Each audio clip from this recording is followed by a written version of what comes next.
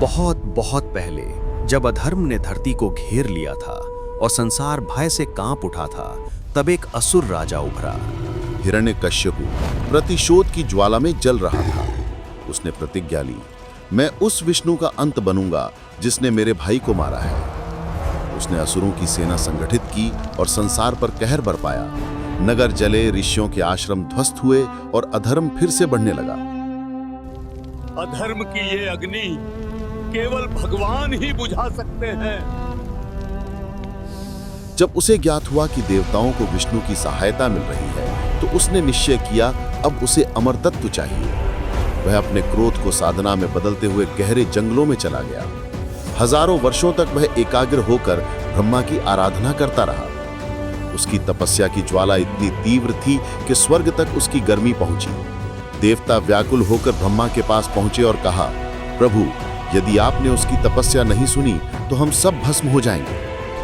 उसी समय इंद्र ने अवसर देखा। उसने सोचा, हिरण्यकश्यपु के बिना असुर दुर्बल हैं, यही समय है उन्हें हराने का। और उसने युद्ध छेड़ दिया। आकाश से बिजली बरसी और असुरों की नगरी राख हो गई। युद्ध के अंत में इंद्र ने हिरण्यकश्यपु के महल में प्रवेश किया, जहां उसकी पत्नी कयाधु अकेली थी। इंद्र ने उसे बंदी बनाना चाहा ताकि भविष्य में उसे बंधक बना सके, लेकिन तभी वहां पहुंचे नारद मुनि।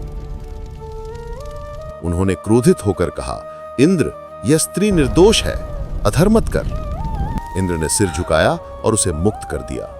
भयभीत कयाधु ने नारद से शरण मांगी। उसने कहा, मैं गर्भवती हूं और मेरे पास जाने को कोई स्थान नहीं है। नारद ने कहा, तुम मेरे आश्रम में रहो।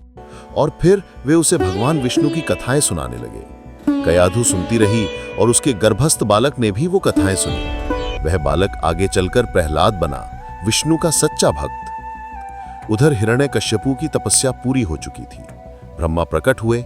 उन्होंने कहा, वर मांगो हे राक्षस राज। हिरण्यकश्यपु बोला, मुझे अमर बना दो। ब्रह्मा मुस्कुराए, यह संभव नहीं।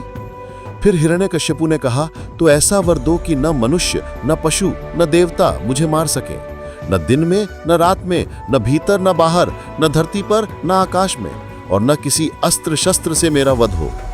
ब्रह्मा ने वरदान दिया।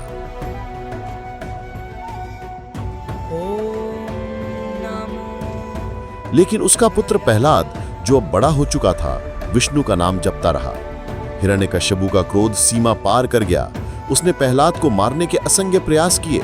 विष पिलाया, सर्पों से डसवाया, हाथियों से कुचलाया, अग्नि में जलवाया, पर हर बार प्रहलाद बच गया। होलिका जली और भक्त जीवित रहा। अंततः हिरण्यकश्यपु ने उसे दरबार में बुलाया और गर्जा, तेरा विष्णु कहाँ है?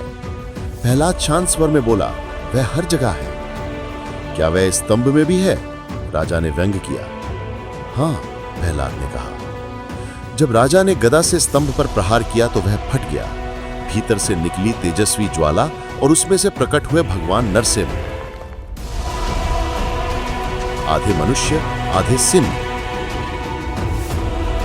उनकी गर्जना से आकाश फट पड़ा।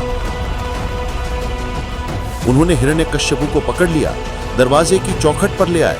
जहां न भीतर था न बाहर, न दिन था न रात, वह संध्या का क्षण था।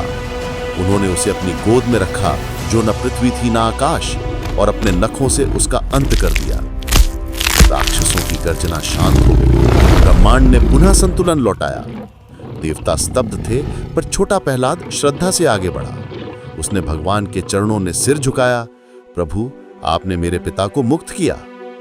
भगवान नरसिंह ने कहा, तेरा पिता कोई असुर नहीं, वह मेरे द्वारपाल विजय था, जिसे श्राप से मुक्ति पाने के लिए यह जन्म मिला। फिर नरसिंह ने प्रहलाद को आशीर्वाद दिया। अधर्म हार गया, भक्ति विजयी हुई।